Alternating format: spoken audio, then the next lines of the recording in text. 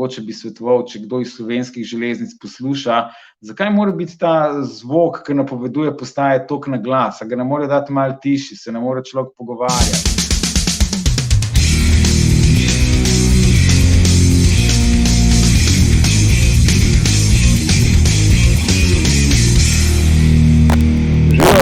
Z mano bo Ivan Mitrevski, mislim, da je večini znan kot Kamničan in pa stripar, tako da Ivan, lepo pozdravljen, kako si?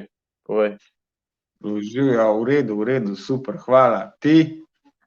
Bo v teh poznih urah sem itak, tako kot si napisal mi že, ne, noč ima svojo moč, tako da, daj mi povej, da razčisto ta prvo to, jaz te zdaj skozi opazujem po Kamniku, kako se ti pošutni, šetaš gore dole, že par let. Pa mi povej, a si ti sploh Kamenčan iz Štarta ali rojen si v Ljubljani, ne?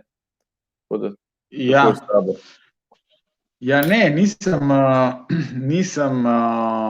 bom rekel, domoroden Kamničan, ne vem, zakaj je vam domorodcem to toliko pomembno, ampak okej, sem rojen v Ljubljani, ampak sem pa živel večino otroštva v Domžalah, in sem se kasneje na faksu preselil v Ljubljano, potem tam spoznal eno dekle takrat, in sva bila nekaj časa skupaj in sva rekla, kaj pa, če bi si midva kupila kakšno stanovanje, da ne bo v garsonjeriji, pa v najemih, pa v tako, ampak se mi je zdelo, in sva šla gledati in stanovanja v Ljubljani, jaz bi cene stanovanj v Ljubljani opisal z besedama znanstvena fantastika. Jaz ne vem, kdo si lahko privošči tiste cene, ampak že takrat, zagotovo nisva, tako da sva iskala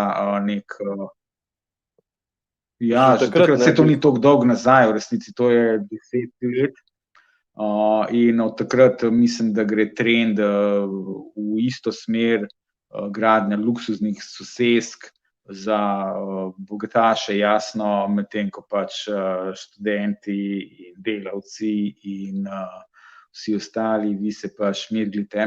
Tako da sva iskala nek kraj, kjer bi lahko kupila stanovanje, in ker sva oba dva Domžalčana, originalno nam je bila ta špura Ljubljana, Domžale, Kamnik nekako domača, in sva našla eno stanovanje v Kamniku, pa moram reči, da nam ni žal, da sva pristala v Kamniku, ker jasno ne moreš poznati vse te družbene mikroklime, ko se priseliš, lahko veš, kako mesto približno izgleda, ampak zagotovo ne poznaš toliko ljudi, da bi vedel, kako se boš počutil čez par let, kakšna prijateljstva boš našel, a pa ne boš našel v tem kraju. In zdaj po 10 letih sva zelo vesela, da sva ravno Kamnik trofla, no, saj to nakupovanje stanovanja, potem bolj loterija, ampak evo ga, na tej loteriji sva, bom rekel, zadela, no, tako da sva vesela, da sva sem prišla, ampak so pa zato mogoče, ker ste Kamničani toliko obsedeni s to domorodnostjo, sta pa najini hčerki original Kamničanki, tako da evo. Ok, saj neki, ne, saj neki. Ne, ampak se pravi, ti sebe nimaš za Kamničane, bi rekel, da si Domžalčan, pol, ali? Pa ne, jaz bi kar rekel, da sem kar Kamničan, jaz zdaj tukaj živim 10 let, tukaj sva stanovanje kupila, tukaj sva družino si ustvarila, ali neki, poskušam delovati in biti doma v Kamniku in me zagotovo zanima, kaj se v Kamniku dogaja tukaj. Ta lokalpatriotizem je nekaj, kar me je malo presenetilo, ko so se preselila, no. Pa je mogoče malo smešna reč, ampak najbrž je, mogoče majhni kraji imajo mogoče malo večjo potrebo po nekih identitetah, pa nekem trkanju po prsih, pa enih takih forah, pa mogoče ne bi v temu, nisem videl nekega, ne vem, bi rekel, sovraštva, pa nastrojenosti proti komurkoli, pa čemurkoli, ampak pač nek bolj kaj pa jaz vem, nek ponos. No, sej ni tle. Nekaj v tem stilu. Mogoče je tudi povezan s tem, da nekoč slavno trgovsko in potem industrijsko mesto, mogoče zdaj postaja predmestje prestolnice, pa je nekako izgubil svojo, bom rekel, materialno, gospodarsko vlogo, pa se zato to kompenzira z nekim bolj čustvenim ponosom. Išče se mesto, se mi zdi, mogoče bi rekel. Kako? Da se išče mesto, ali kako bi rekel, tako, mislim. Mesto se išče, mislim, da se vsa ta naša majhna mesta trenutno iščejo. Mislim, da je gospodarstvo tako zdaj narejeno, da se vse gravitira proti parim centrom in v Ljubljanski kotlini so vsa mesta in mesteca in naselja v resnici predmestja Ljubljane. In v tej novi gospodarski situaciji si pač vsako mesto, po mojem, išče neko svoje mesto in mislim, da mogoče v Kamniku je to toliko bolj izrazito in mogoče se to posebej kaže v tem, da imate zelo radi, organizirate razne povorke, festivale, pa tudi veselice, sklepam, čeprav mogoče tam ni toliko, ne hodim toliko pogosto na nje. In vse nekako poskušate imeti, oziroma poskušamo imeti neko svoje mesto, ne? Se pravi, da ne hodimo za vsako reč v Ljubljano po zabavo, po kulturnih potrebah ali pa po nakupih, po čemerkoli. Tako da nekako vseeno je začutiti ta trud, da mesto funkcionira kot lastna enota, kot svoja enota, ne kot nek del neke večje celote, čeprav po drugi strani točno to pač je. Tako da v tem paradoksu, v tej razdvojenosti vidim jaz Kamnik in tudi njegov lokal patriotizem Kamničanov, domorodnih Kamničanov, ne nas priseljenih Kamničanov, jasno. Tako da zanimivo, tako nekako pisal. Zanimivo, pa veš, kaj mi je tudi zanimivo, tako ko gledam, Kamnik je, meni se zdi, je Goran enkrat rekel, Kamniku se pozna, da ima zadnjo postajo na železnice, ne. A veš, in se mi zdi, da je tako zaprt v eno dolino in tle se pač tudi, bom rekel, Mengšani mogoče ne grejo res v Ljubljano, ampak grejo v Kamnik, a veš, kako mislim, da so nekako vsi tako, kaj jaz vem, čisto razmišljam, da Kamnik je le neka taka kulturna prestolnica, se mi zdi, da ta kotlovnica, recimo pa Kamfest, da to je kar, se pozna, da smo mogoče v tem krogu, bom rekel, oziroma na tej liniji Domžale, Mengeš, Kamnik in tako dalje, mogoče najmočnejši, kar se tiče kulture, kar pa tudi ti verjetno veš, glede na to, da si tudi stripar, ne, in kulturnik. Jaz bi rekel, da je nekaj resnice na temu. Gorana sem večkrat slišal, da je to povedal in rad uporablja to zadnjo postajo železniške linije kot metaforo za marsikero posebnost pa eksces mesta. Ampak ja, bi rekel, da kulturno smo vseeno lahko v Kamniku, čez poletje imamo en dolg, prelep teden Kamfesta, imamo mladinski center Kotlovnico, kjer imajo, zdaj ne, ampak v mogoče bolj običajnih letih imajo praktično vsak teden koncert. Imamo gor kulturni dom Kamnik, ki ima tudi ogromno ene gledališke produkcije, predstav. In mislim, se pozna, da tle živijo ljudje, ki se s tem ukvarjajo in da to ni samo nekaj, kar je uvožen za potrebe, ne vem, turizma pa ozaljšanja sosesk, ampak je nekaj, kar je tudi doma. No, mogoče bi kot stripar in ilustrator bi rekel, da tudi nas je v kamniški občini kar precej, tako da jaz se redno dobivam, oziroma sem se redno dobival in upam, da kmalu se bom spet redno dobival z kolegoma Miho Hančičem, zelo uspešnim ilustratorjem in striparjem, in Martinom Ramovšem, tudi zelo uspešnim striparjem in glasbenikom obenem. Tako da že samo v tem majhnem Kamniku smo nekako 3 striparji, ilustratorji, ljudje, ki se lahko usedejo in se pogovarjajo o svojem poklicu. Tako da že to se mi zdi precej za eno relativno majhno mesto in mogoče mesto, ki je še ki ima dneve svoje slave za sabo. Tako da in zagotovo vsi te zadeve, kot so Kotlovnica in Kampfest in še marsikaj drugega, česar jaz mogoče ne poznam tako zelo dobro, pevske zbore mogoče ne poznam, ampak zagotovo je tukaj tudi Kamnik močen. Zagotovo te zadeve obstajajo zaradi posameznikov in skupin, ki se s tem ukvarjajo.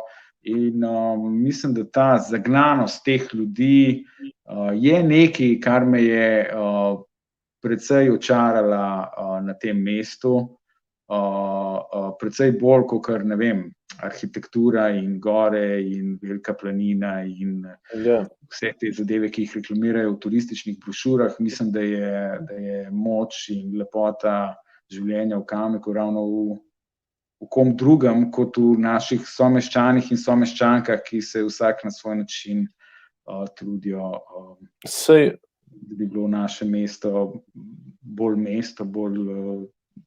za človeka. Nekaj več. Sej, lih to je zanimivo, ne, recimo meni se zdi, bom jaz tudi rekel, jaz sem tudi kulturnik, kvazi, ne, si vedno pomagam povsod, ker je treba in tako dalje.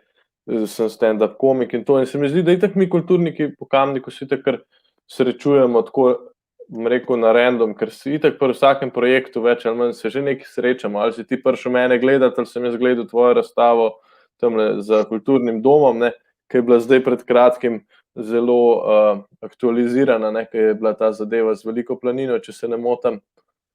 Pa mi povej, a si ti čutil, ali si tako čisto randomni napovedal, tako kot Simpsoni, ali kako je bilo s tem? Da si zadev, ker si tudi objavil na Facebook to. To najbrž govoriš, evo imam tukaj zraven, najbrž govoriš o tej knjigi in o tem stripu, ki je notri. In notri se pojavi veliko odštekanih prigod, ki se potem izkažejo, da so v resnici popolnoma resnične. In ja, ne, nisem jih napovedal v resnici, te zadeve se ves čas dogajajo in zato jih je tudi lahko napovedati, ker kar se je zgodilo že velikrat, se bo po vsej verjetnosti dogajalo še naprej. Se pravi, zgodovina se ponavlja, ne? Zgodovina se ponavlja. Točno tako. In stvari, ki sem jih napovedal notri oziroma ki jih noter obravnavam v temu stripu Napeti ekokriminalki, kakor sem jo podnaslovil, so, da voda iz planin postaja vedno bolj in bolj dobesedno usrana in da postaja Velika planina en velikanski, bom rekel, nek Disneyland, pa Planina Land, neka stična točka, raznovrstne turistične navlake in da je ta njena posebna planšarska, pastirski značaj že v resnici bolj preteklost, kot da je še vedno sedanjost. In to se dogaja že precej časa,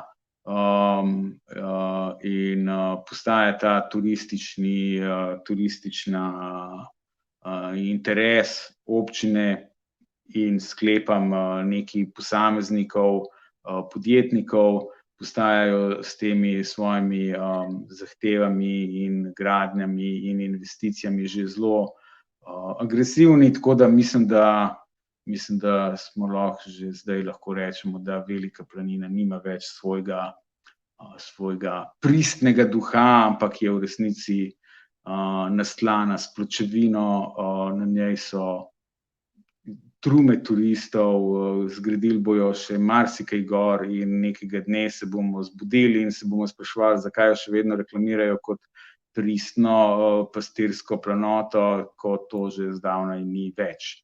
Tako da to je en zanimiv proces, žalosten in smešen obenem, ki se dogaja in se dogaja tu v Kamniku oziroma v kamniški občini v bližnjih planinah. In ko sem ga spremljal, se mi je zdel toliko zanimiv in nenavaden, da sem ga poskusil nekako spraviti v strip in sem ga seveda kasneje tudi napisal in narisal ta strip, tako da si ga lahko preberete in primerjate z aktualnimi novicami. Bomo dali link spodaj, pa bojo lahko gledalci to pogledali. Da mi povej, kako pa sploh v bistvu se je začela ta tvoja zgodba striparja, a to si kaj, kot mulj že, bom rekel, lepo risal, pa si pol začel, vsi smo neke vojne risali, saj jaz sem vedno neke vojne risal, pa ne vem, pa neke stričke, pa vojačke, pa ne vem kaj, pa kaj, si tako začel, pa si pol pogruntil, da ti gre in si se odločil, da boš kar stripar in si risal. Mogoče, lahko rečeš tudi tako, no. Stripi, ki sem jih jaz bral, ko sem bil otrok, so bili absoluten šund. To so bili akcijski, avanturistični stripi, tipa Zagor, Veliki Black, Kavbojke, to je veliko je pretepanja noter, veliko je enih mišičastih možakarjev, ki se postavijo za Indijance ali za neko stvar, ki mislijo, da je prava. In ja, večinoma sem prerisoval kot otrok te stripe in so mi bili zelo všeč, ampak nisem nikoli študiral tega, nisem nikoli imel pravih ambicij postati stripar v tem smislu. V bistvu se je zgodilo vse zelo nekako po naključju. Jaz sem delal kot oblikovalec nekaj časa in mi mogoče ni bila najbolj pogodna ta služba. In mi je predlagala že prej omenjeno dekle, s katero sem potem se preselil v Kamnik, mi je predlagala, če pa rad čečkaš, ker vedno sem pa ohranil to neko čečkanje, risanje, nič namenskega, zagotovo nič profesionalnega, niti nič usmerjenega v kamorkoli, kakšen projekt ali pa karkoli, zgolj čečkanje.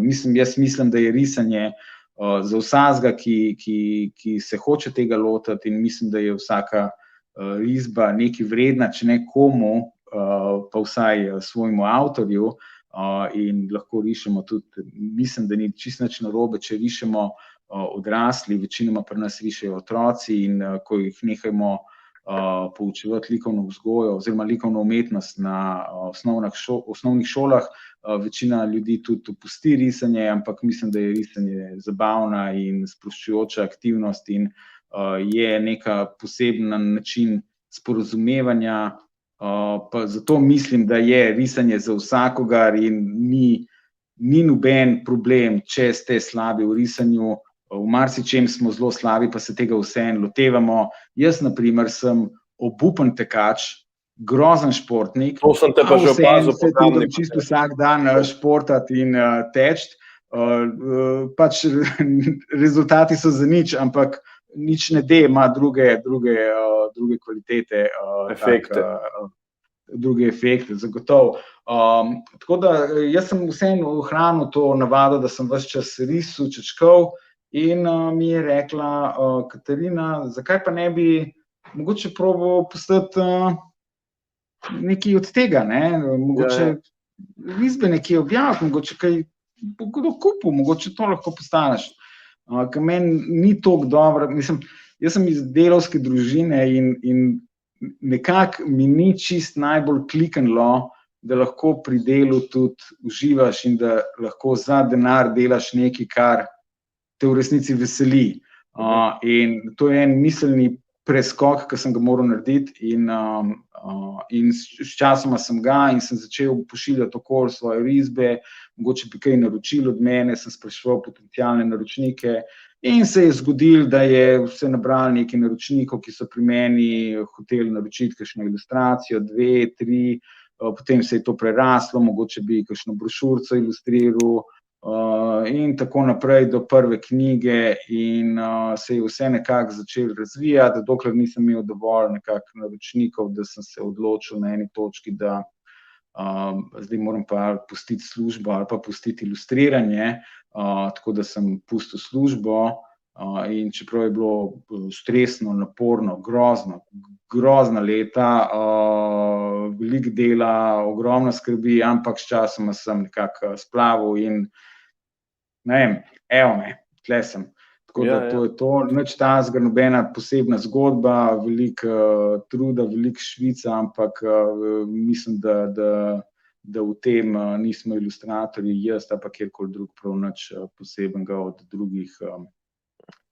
Povsod je trud, da je uspeh.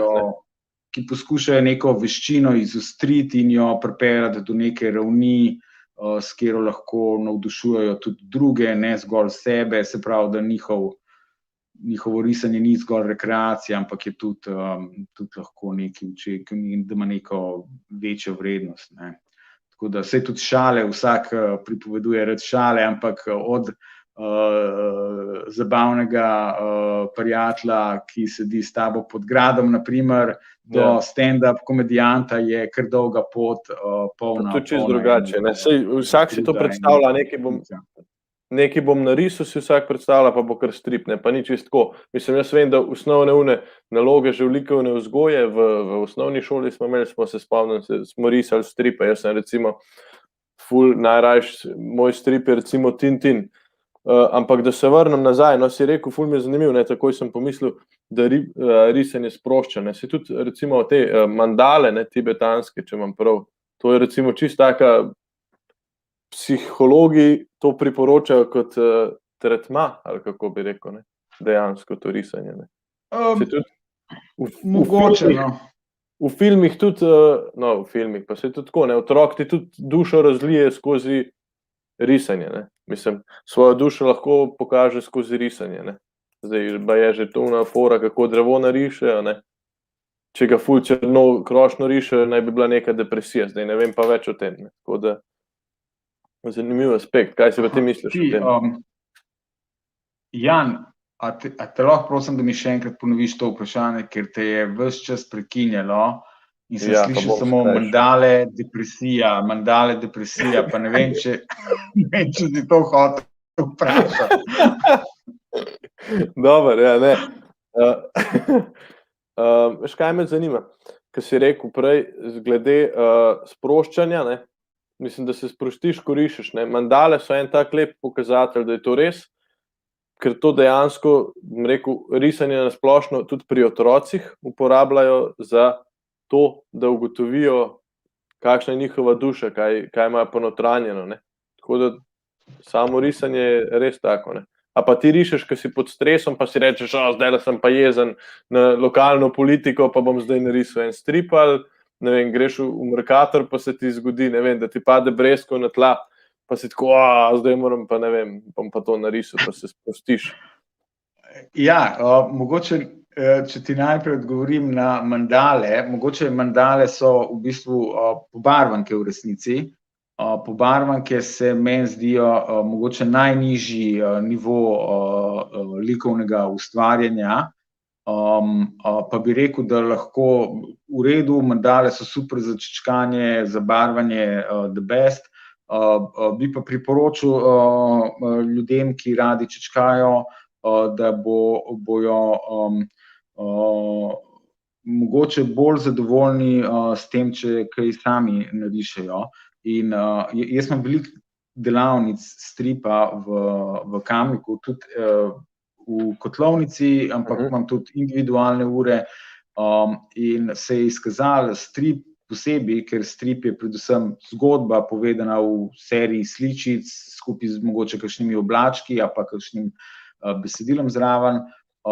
Strip se je izkazal za zelo dober kanal za sproščanje neke jeze, frustracij, nekih travm. Tako da velikokrat pridejo k meni mulci, ki potem narišejo strip. Na teh delavnicah zahtevam, da narišejo strip o neki lastni izkušnji, se je izkazalo, da je to najbolj produktivno, in večinoma mi narišejo stripe o neki travmatični izkušnji, ali je to nasilje, medvrstniško nasilje v šolah, ali nek dogodek, ki so ga težko prebavili, pa ga ne morejo povedati, pa jim je težko povedati ga z besedami, pa je s stripom, ki je kombinacija slike in besed, to nekako laže. Poleg tega strip mogoče nima neke te teže, literarne teže, recimo, kako bi mu rekli, pa lahko mislijo, da bojo tukaj mogoče lažji, da bojo lažje to spravili sebe. No? Tako da zelo pogoste so stripi o travmah in tudi tako da priporočam, da če ne morete povedati z besedami, poskusite s stripom, čist možno, da vam bo šlo lažje, ne z jezika, ampak iz peresa ali pa iz svinčnika. Ne? Kot drugo pa, ali rišem pod stresom, si me vprašal. Zelo dobro vprašanje. Kot profesionalni ilustrator v resnici nimam prave izbire, pač rišem ves čas, ker je to moje delo, tako da se ne morem, nimam tega privilegija, da bi čakal na inspiracijo, da mi pristane na glavi in izleže svoje jajce. In kar se meni zdi, da je tudi pri risanju ali pa pri veščini, kjerkoli je pomembno to, da jo ponavljamo ves čas in da se ves čas oštrimo, da se izboljšujemo v njej. Mislim, da komedija ne more biti bistveno drugačna ali pa kjerkoli drugo podjetje. In tako da tudi, ko sem pod stresom, jasno rišem. Je pa tako, da pa mogoče tudi, če ste jezni na neki, ni tako, da se ta jeza naravnost prenese na papir. Zakaj je risanje tako dobro za prenašanje nekih travmatičnih izkušenj? Zato, ker kljub temu, da lahko delate ostre, jezne poteze na papirju, je vseeno treba neko obliko sestaviti in ves ta premislek je tisti, ki tega risarja, tega tudi amaterskega, čisto ljubiteljskega risarja lahko ponese, mu da neko distanco, da lahko premisli zadeve, jih spravi v neko zgodbo. Ne? Se pravi, ko je enkrat jeza spravljena v zgodbo, jo je nekako lažje, se mi zdi, premisliti in predelati. Tako da, mogoče še o stresu ti povem, v bistvu bližji, ko so roki oddaje, več imam inspiracije. Spet, zakaj? Ker enostavno nimam druge izbire. Tako da. Se pravi, v bistvu skozi rišeš pod stresom, ne? Ker, oziroma vedno bolj si pod stresom, bolj proti koncu roke, če tako gledam. Tako nekako je, ja, tako nekako je. Začel si verjetno risati na papir, danes pa kaj? Predstavljam si, da rišeš na kakšne posebne tablice, kako imaš to? Ne. Sem večkrat poskusil risati na tablice, pa mi nekako nisem bil zadovoljen s tem, niti z rezultatom, in tudi vse je nekako trajalo dlje. Mogoče dolgotrajnost postopka je bila, zato sem bil jaz kriv, ker pač še nisem bil v tem, oziroma nisem se nikoli prišel do tega, da bi to nekako obvladal do te mere, da bi znal hitro risati na tablicah, ampak tudi rezultat mi ni bil všeč, tako da sem kar ohranil nekako staromoden način risanja, bom rekel staromoden v narekovajih, ker kljub temu, da so računalniki povsod, ne pomeni, da jih moramo uporabljati čisto za vse. In mislim, da je lepši proizvod z mojo risbo nastane, če uporabljam papir in črnilo, pa v zadnjem času papir in črno barvico, ter potem samo barve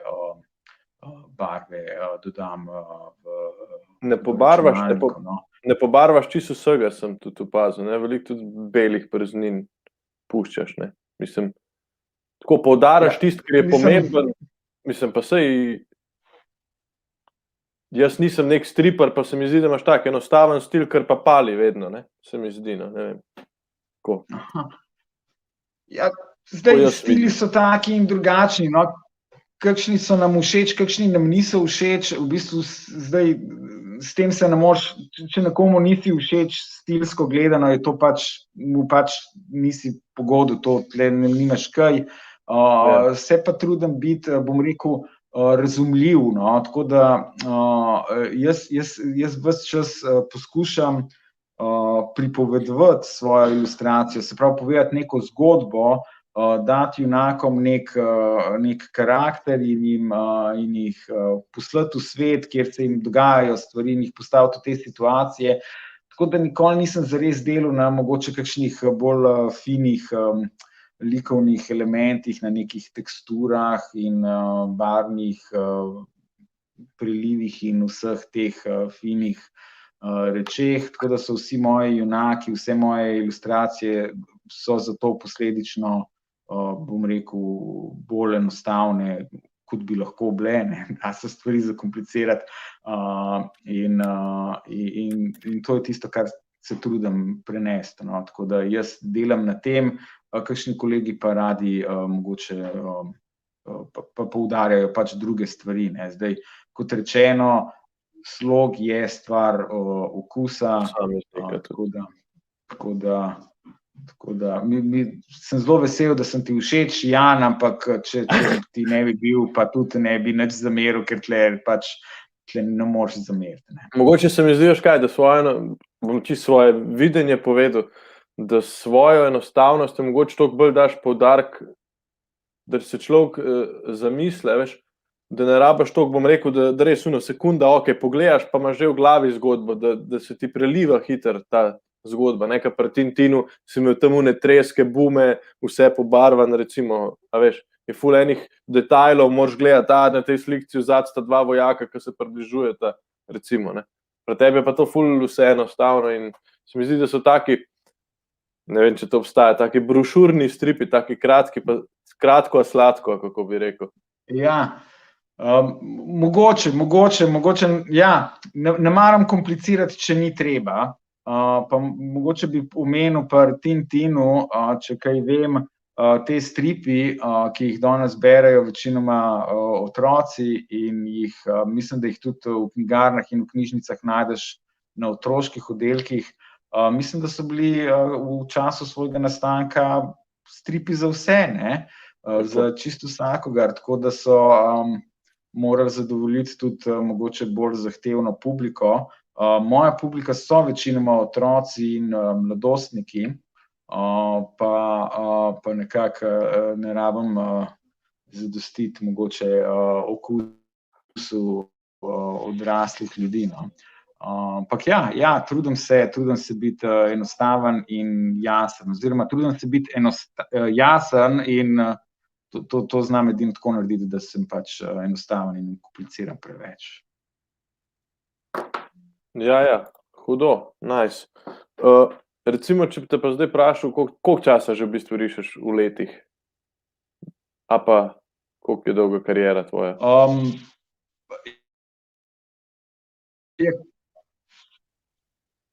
Ja, kot rečeno, čečkam že od malih nog in ves čas od 10 let nazaj, tako da bi rekel, da sem nekako, da je moja kariera 10 let stara, tako bi nekako rekel. Ok, zanimivo, ja. Obstaja kakšna definicija, da si lahko rečeš striper? A veš, kaj mislim, recimo pri komikih, Jonas, to mi je Zanč Kokošar povedal, ker smo imeli pogovor, mi je povedal, ko si prvič plačan, takrat si lahko rečeš komik. Pri striperjih tudi, ne vem, ko prvi strip prodaš ali ko prvi strip, ne vem, izdaš, kako? bi ti rekel? Ne vem, če obstaja taka ostra zareza kot pri komikih, ampak ja, zagotovo je plačilo za delo pokazatelj, da to ni več neka rekreacija in zabava namenjena sama sebi. Mogoče pri striparjih zelo ločujejo ljubitelji stripa med krajšimi stripi in temu, čemur ponavadi rečejo stripovski album. Tako da ta Volkulja Bela, ki si jo videl na stenah nastajajoče kulturne četrti Barutana, je v bistvu daljši strip in tako kandidira za ta stripovski album. Tako da mislim, da zdaj kandidiram že za ta velzga, ta pravega striparja. Ampak niso definicije jasne, tako da v resnici ne vem. Mogoče nisem, mogoče se sam delam, pa če ima kdo kakšno jasnejšo definicijo, naj pove, naj jo da v komentarje, pa bom poskusil odgovoriti. Točno tako je. Bomo se pol prilagodili, da boš res ta prav striper. Ne vem, nariše strip 40 strani, veš, porabi 6 različnih barv v svojem stripu, recimo pogoj za striper. Pa je tako, ko v igrci izbiraš une značke. To, ja. In pol prideš do super striperja in premagaš, ne vem, stripovskega bossa ali neki. Ja, level 66, striperski boss, recimo. Ne. In pa je nek tak striperski boj. To bilo zanimivo. Povej mi, na kaj si pa recimo, na kjer svoj izdelek si najbolj ponosen, tako, da bi rekel, zdaj tle sem pa res sebe ven dal. Jaz sem večni pesimist, nikoli nisem zadovoljen s svojim delom, prav zares. Najbolj so mi všeč kakšne zadeve, ki sem jih delal pred časom, mogoče zato, ker je vmes je preteklo toliko časa, da te zadeve zdaj berem kot bralec, ne več kot avtor njihov. Bi rekel, mogoče ta zadnji strip Bela je, bi rekel, uspel na nek način, se mi zdi, da je zgodba zelo bogata in da se skupaj drži in da je zanimiva in celo do neke mere poučna. Tako da mogoče lahko tega kandidiram za delo, s katerim sem nekako približno zadovoljen, čeprav mogoče bi zdaj, ko je natisnjen, vedno lahko vidim, zakaj sem tem likom risal take trapaste nosove, zakaj jih nisem narisal lepše, zakaj je to tako, zakaj je to drugače, ampak mislim, da to spada v poklicno bolezen striparja, da ves čas za sabo gleda svoje napake in pomanjkljivosti. Ker vsak stripar je odrastel in dela in živi ob gledanju tujih stripov in ves čas se mi zdi, da bi bilo super, če bi jaz znal risati tako, kot ne bom omenil imen, tako da smo ves čas en drugemu to nekako tako v tem pritisku živimo. Kdo je pa tvoj idol, recimo Ivan? Kdo je moj idol? Bi rekel, mogoče od naših striparjev, ilustratorjev sta mi bila vedno všeč Božo Kos in Marjan Mančak. Oba dva sta približno iste generacije, Božo Kos je bil malo starejši v resnici in njune ilustracije in stripe sem bral od malih nog, Kavboj Pipec in Rdeča pesa. Ta je bil super. Zdaj so ga ponatisnili spet. Tako da Božo Kos mi je bil všeč zaradi svoje enostavnosti. Meni se zdi, da je čisto vse, zdi se tako, ne vem pa, če je res, ker ga nisem nikoli spoznal, da je vse narisal nekako spotoma s flomastrom na prtiček, medtem ko je tam pil kavo ali čaj ali karkoli je pil. Ampak najbrž se mi zdi, da dela, ki izgledajo najbolj enostavna, imajo ponavadi največ ki izgledajo, kot da so jih je avtor naredil z eno potezo. Ponavadi za temi deli stojijo ogromno število ur in trdega dela. Tako da ne vem, če jih je res toliko z lahkoto risal, kot zgleda, da jih je. Drugi, ki sem ga omenil, Marjan Manček, mi je bil pa tudi zelo všeč in mi je še zdaj, posebej njegova linija. Marjan riše in je risal večinoma s črnilom in s peresom. Mislim, da Božo Kos je pa večinoma flomaster uporabil, če se ne motim. In to črnilo, ta stil nekako sem tudi ga jaz prevzel na jasno svoj način. Zelo mi je všeč ta njegova rahlo tresoča linija in se mi zdi, da je zelo, zelo dobro upodobil karakter ljudi oziroma karakter likov, no, se ni nujno, da so ljudje, ker je veliko delo za otroke, tako da veliko živali nastopa v njegovih stripah in slikanicah in ilustracijah. In je bil v tem zelo dober, medtem ko je bil Božo Kos mogoče dober še v nečem, kar tudi jaz poskušam v svojem delu upodabljati, in to je ta akcija, gibanje likov, ki se zdi, da je spontano, da nekako že vidiš kavboja Pipca, kako teče in klofne nekega zlobneža po nosu ali nekaj, karkoli se pač že zgodilo v stripu. Tako da ta dva sta mi od naših bila vedno najbolj pri srcu. No. Pa tudi drugi, no, zdaj mogoče bi pa njiju zdaj izpostavil, ja. Izpostavil, ja. Tako. Fajn. A se ti pa kdaj zgodi, da recimo bereš nekaj svojega starega ali pa nek na policiji najdeš, pa si tako, to sem res jaz naredil. Mislim tako, a veš, da je res ta preskok, pa ne, da te je sram, ampak da si danes ne predstavljaš. Lahko rečeš sram. Ja. Lahko rečeš.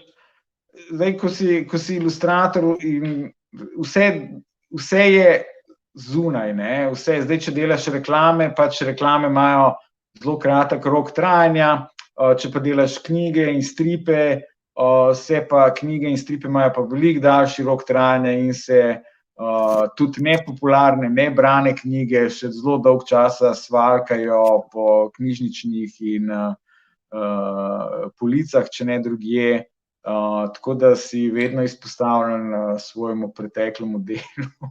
In ja, no, mogoče kakšne zadeve bi drugače naredil, ampak s tem se mogoče nima pravega smisla obremenjevati. Nihče ni zrel avtor na začetku in vse napake in pomanjkljivosti mislim, svetujem vsem kolegom, da se potopijo v te pomanjkljivosti in se iz njih kaj naučijo, no? Ampak stil je tak, kot ga razvijaš in razvijaš ga tudi prek napak in kje pa se ti največ kritičnosti do samega sebe, no? Tako da zagotovo nek element sramu tudi je, ker je to jasno javno delo, ampak ne obremenjujemo se s tem, učimo se od svojih napak. Tako je. Kje pa bi rekel, da si mogoče najbolj napredoval? Bi rekel, mislim tako, ne vem, v stilu risanja ljudi, ne vem, avtov, avto itak rišeš ful fenomenalno, tako zabavno, vsak avto, ki je na cesti, je zabaven, tako, ampak, veš, kaj mislim, ne? Ja, ne vem, če bi lahko izpostavil eno samo delo, pa da je nek, mislim, ves čas, jaz sem zagovornik te teorije, ali mogoče miselnosti, da je človeška kreativnost nekaj, kar se razvija in da risanje, ilustriranje in marsikaj drugega, kuhanje, pripovedovanje šal na odru, da vse to so veščine in da smo dobri v veščinah, ne zato, ker imamo nek prirojen talent, ki je prišel iz ne vem kje, ampak predvsem zato, ker to veščino ves čas razmišljamo o njej, napredujemo, poskušamo napredovati v njej, jo krepimo, jo ostrimo, tako da mislim, da se čist pri vsakem delu sem se nekaj novega naučil in mogoče projekt, pa delo, pri katerem se ničesar ne naučiš, je mogoče bi jaz rekel izgubljen projekt in mogoče tam je res smo bolj iz nekega, iz veščine padli na neko raven nekega rutinskega dela in opravka. Industrijsko, mislim, risanje, ne? Mogoče. Tako da se ves čas se to spreminja, zato pa se tudi stil spreminja, ker nikoli nismo zadovoljni z njim. Pa jaz ne poznam nobenega kolega, kolegice, kjer je stil se ne bi skozi leta spremenil in izboljšal, jasno. Ne? Tako da. Ivan, povej mi, si se že peljal z novim vlakom kamenškim, pa na novi postaji si že bil v Kamniku zdaj? Sem se peljal z vlakom, jaz se peljem večinoma z vlakom v Ljubljano, sam nisem uporabnik avtomobila in sem velik zagovornik javnega prevoza in javnih prostorov namenjenih pešcem in kolesarjem, pa ljudem, ne avtomobilom. In sem se peljal z njim in sem zelo vesel, da imamo nov vlak po, mislim, da skoraj 40 letih. Mislim, da so v 80-ih tiste prejšnje kupili. Te vlaki so cool in super, da so, čeprav prava neke prave izboljšave ne ponujajo, mogoče teh par nočnih linij, ko so poznejših večernih linij, je neka malenkostna izboljšava, ampak v resnici ostaja ta vožnja enaka kot prej. Jaz bi si želel, da bi bil naš Kamničan hrbtenica prometa osebnega prevoza, ne pa da je nek dodatek avtomobilom in cestam, ki se ves čas vsako leto širijo. Obvoznico so zgradili 15 let nazaj, naslednje leto bojo že razpravljali o tem, da jo bodo razširili, a za nove vlake smo celih 40 let čakali, pa so to samo novi vlaki, nobene nove proge, ti vlaki ne vozijo hitreje, samo pač novi so. Sem zelo vesel, da jih imamo, mogoče bi svetoval, če kdo iz Slovenskih železnic posluša, zakaj mora biti ta zvok, ki napoveduje postaje, toliko na glas, a ga ne more dati malo tišji, se ne more človek pogovarjati. Naslednja postaja Homec pri Kamniku. Mogoče malo preveč na glas. Mi je pa vedno zabaven, če pa toliko odmeva, da nič ne slišiš, ne? To je pa drug ekstrem. Recimo v Ljubljani na glavni železniški postaji nič ne slišiš une ženske, ki govori. To je tudi res. Mogoče imaš prav, mogoče je nek smisel v tej pretirani glasnosti. Tako da... Ne vem, se sprašujem čisto. Ne vem, jaz se bom peljal vseeno z njimi in upam, da bojo te pripeljali še naprej in upam, da bojo zgradili še dodatno progo, da bo promet Kamnik-Ljubljana na 2 tirih kmalu, in da bo postal vlak naš vsakdanji oblika prevoza do Da boš lahko risal v novi aferi z 2 tiroma, kamniški drugi tir. Mogoče bom. Ne vem, mogoče tle pri tej zgodbi o Veliki planini se vse tako lepo poklop, noter so živali, noter so poslovneži, župani, turisti, veliko karakterjev je, pa se je nekako zgodba kar sama sestavila, mogoče tle pri vlakih ni toliko deležnikov, kot bi rekli občinarji, ne? Ni toliko različnih ljudi, ki imajo zraven svoje neke interese in potrebe in zahteve. Tako, midva sva pa tako, kot ta vlak prišla počasno na cilj tega pogovora, daj mi še mogoče za konec povej, kje se te da videti, kaj ustvarjaš oziroma kaj lahko pričakujemo v prihodnosti. Kje se me da videti? Da se me videti, lahko obiščete mojo stran ivanmitrevski.com. Večino knjig izdam pri založbi Miš, pojdite na njihovo stran, vtipkite moje ime, pojdite v knjigarne, obiščite knjigarne, kupite kakšno knjigo, podprite slovenske pisatelje, slovenske avtorje, ilustratorje, založnike. tako, drugače se me pa vidi, kot si ti rekel, ko se sprehajam vsak dan po Šutni, in tam se me mogoče lahko vidi. Bi mogoče omenil za Kamničanke, ne vem, kdo gleda tole tvojo oddajo, ampak Kamničanke lahko greste tudi v turistični informacijski center, vzamete tam družinski ilustrirani zemljevid Kamnika, ki sem ga tudi jaz ilustriral in bil tudi soavtor besedil. Tako da tam. Posod te je malo v Kamniku, se mi zdi. Posod te je malo. Kot rečeno, rad bi bil del tega mesta, nisem samo zaradi cene nepremičnine, čeprav me je to pripeljalo sem, ne bi rad, da ostane naš odnos sam na tem. In bi rad bil zaveden kamniški ilustrator. Lepo, evo, super. Hvala ti, Ivan, za ta pogovor, pa se vidimo, slišimo, upam, da v živo čim prej. Hvala tebi, Jan, se zagotovo vidimo. Čau.